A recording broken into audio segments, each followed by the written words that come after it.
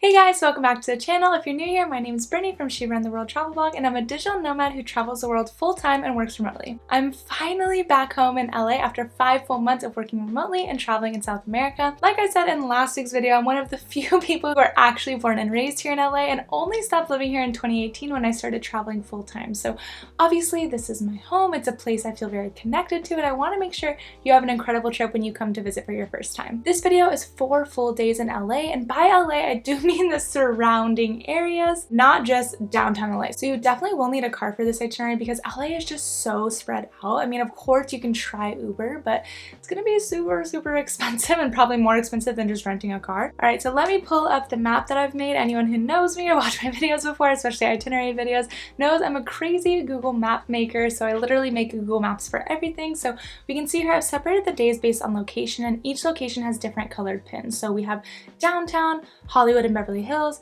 Santa Monica and Venice, and Malibu. So we're gonna kick off this itinerary by spending day 1 in downtown. This is what last week's video was all about, a deep dive into the walking itinerary where you can just walk or take the metro to see the sights. So you start off at Union Station, you visit Olivera Street, then you head to Little Tokyo and the Arts District before you head up Grand to see the Walt Disney Concert Hall, some museums, Angel's Flights, and the Grand Central Market. Trust me, it's a jam-packed day filled with amazing food, beautiful and historic sites. So if you want more detailed information on all the stops in the full itinerary, click here to watch the full video and download the Google map I created. For day 2, we're headed to Hollywood and Beverly Hills. So let me just preface this by saying that everybody pictures Hollywood to be super beautiful, glamorous, and most of it's actually pretty sketchy. So do be prepared for that. You're gonna start your day off at the Griffith Observatory, where there are literally tons of hikes to do in the area, which not a lot of people know.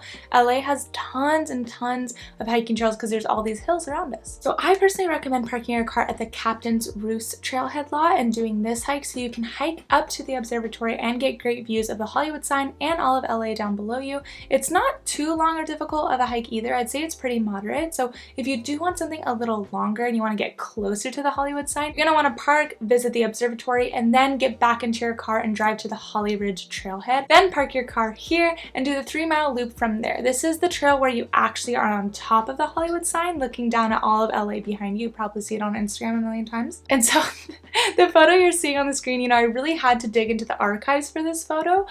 Just like most of the photos that I'm going to be showing on this screen. Like I said, I'm from LA. I've done all the things in these videos. Some of them were very long ago, so some of these pictures are just going to be absolutely hilarious, some of these videos. So yeah, enjoy the archives of my LA history, my LA past. But yeah, this photo in particular is hilarious because I was super buff. This was back when I was playing college volleyball, so it's hilarious to see me those muscles, and I don't have them anymore. But anyways, moving on. After your hike, you can head back to your hotel to shower and get ready, or just head straight down to the next stop, which is the Hollywood Walk of Fame.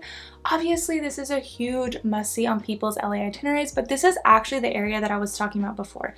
It's super dirty here, tons of homeless people. So I would make sure to know the location of a few celebrities whose stars you actually want to snap photos with and then move on. Don't really just like hang out in this area. It's not the best. Next, you'll head to the Grove, which is a nice outdoor mall. If you want to shop, of course, feel free, but the main draw here, the reason why I'm sending you here, is the original farmers market. So it's similar to Grand Central Market in downtown, where there's a bunch of food and drink vendors that you did yesterday, but it's on a much smaller scale. So take your time, try multiple items from as many stalls as you can. Just enjoy your lunch and relax. Once you're ready to move on, you can head to the LA County Museum of Art, or LACMA. For LA locals, you can go for free after 3 p.m. Monday through Friday, but for everyone else, it costs $25 to enter.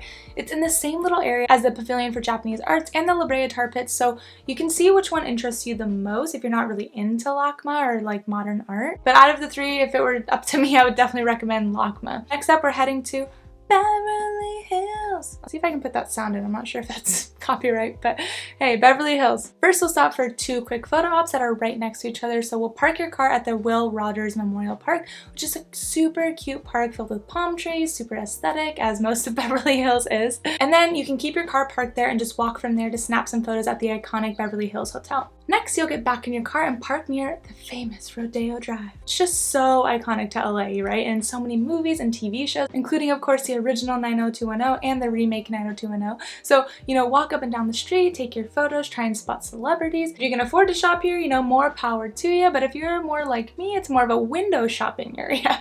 And once you're ready, you can walk to Beverly Gardens Park, which is this famous Beverly Hills sign with a pond and lily pads in front of it. You can get some super cute photos here too. Then you can end the day by grabbing dinner on Rodeo or nearby. Of course, this area is very expensive, so if you're like, well, I'm in LA, I want to be bougie, there are plenty of restaurants to do that on or near Rodeo. If you're like me and you're on a budget, I'd recommend heading back to Hollywood or downtown and eating at one of the many food trucks in the area. Day 3 is the Santa Monica and Venice area, so you'll start the day in Venice on the boardwalk. This place is a total toss-up depending on your personality. Some people hate it, some people love it. I absolutely love it. It's actually one of my favorite places in all of LA. So grab breakfast, walk along the boardwalk, stop at the famous Muscle Beach and the skate park. Just a place where you don't really have an agenda. You're just people watching, you're soaking in the vibes. There's also tons of artists along the boardwalk selling their stuff. It's fun to walk and see all of that.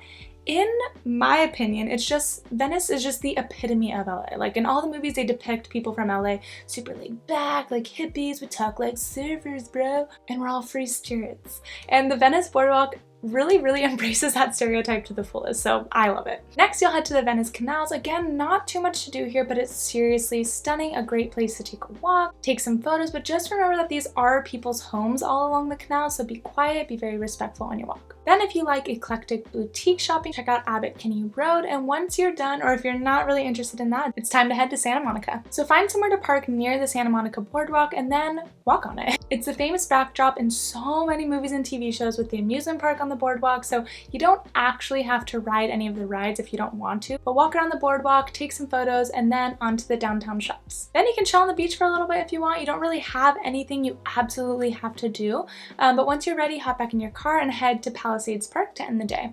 There's a beautiful trail that's oceanfront, so you can take a nice stroll, find somewhere to just plop down on the grass and watch the sunset over the ocean. I know I'm biased since I'm from here, but there aren't many places in the world that can compete with a California sunset. Your last day, day 4, is a mini road trip to Malibu. So you'll start by driving all the way to El Matador Beach to relax for a few hours in the morning. It takes about an hour and 15-ish minutes to go from Union Station, which is, in the heart of downtown. So obviously that'll depend on where your actual hotel is, how much traffic there is, and we all know in LA there's a ton of traffic all the time, doesn't matter what day or time it is. But once you're done relaxing on El Matador Beach, you're gonna head to Point Dume for some beautiful cliff coastal views, and then it's time for lunch. So you have 2 iconic options to choose from, either Malibu Cafe, which is actually inland, it's not oceanfront, but it is super cool. It's this huge green area, tons of outdoor seating options, outdoor games. You could definitely spend a few hours here soaking all the vibes and the activities, or head to Malibu Farm Pier Cafe, which is famous because it's on the Malibu Pier, so it's obviously surrounded by the ocean, which is super beautiful. So,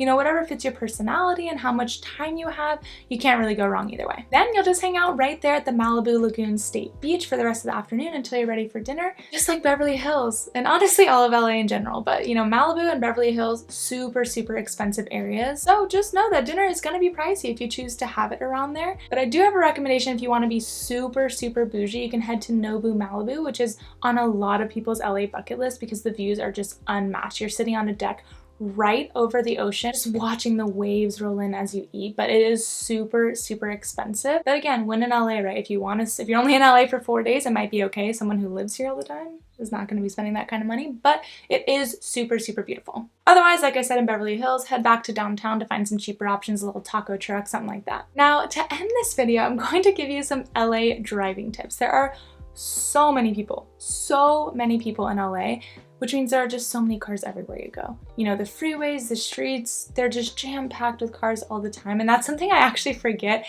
Every time I leave and travel and then I come back home, I'm always like, oh my god, there's so many cars everywhere, because it's just way more than any other place I've ever been. Just so many cars and people. And unfortunately, we drive super fast and super impatiently. So if you're not used to that, drive with extra caution.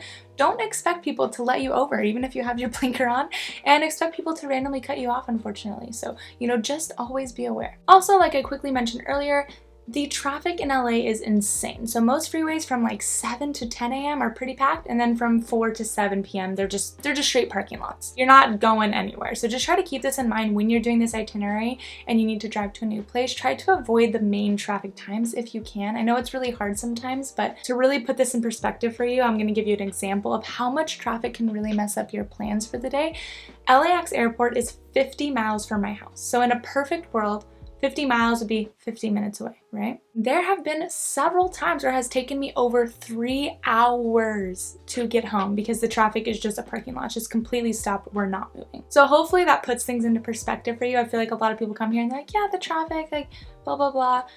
One time I got off and I was taking the shuttle home and some guy was going to downtown LA, that's where his hotel was, and he had to be in Venice in like 30 minutes. And I was like, oh, you won't even, he was talking about this, it's like, you won't even get to your hotel in 30 minutes, let alone there and back. He's like, it's only 10 miles away. I'm like, this is just, you know, us locals, we know how long it takes to get everywhere, and people who come here don't really realize how far it is because it seems so close on the map, but the traffic really, really will screw things up. But yeah, there you have it, you know, 4 days in Los Angeles. Again, I do think I am biased because I'm from here, so I feel like there's so much to do in LA. You could spend weeks here and just not run out of things to do, especially if you wanted to take a day to go to Universal Studios in Hollywood, head to Anaheim for Disneyland, catch a Dodgers game at the iconic Dodgers Stadium. There's just so many other things you could do to extend your trip, but this is a really great starting point. It really allows you to see all the main sites in just 4 days. So if you have any questions as you're planning your trip, throw them in the comments below. I'd love to help you out, and subscribe so you don't miss out on any upcoming videos as I continue my digital nomad journey around the world.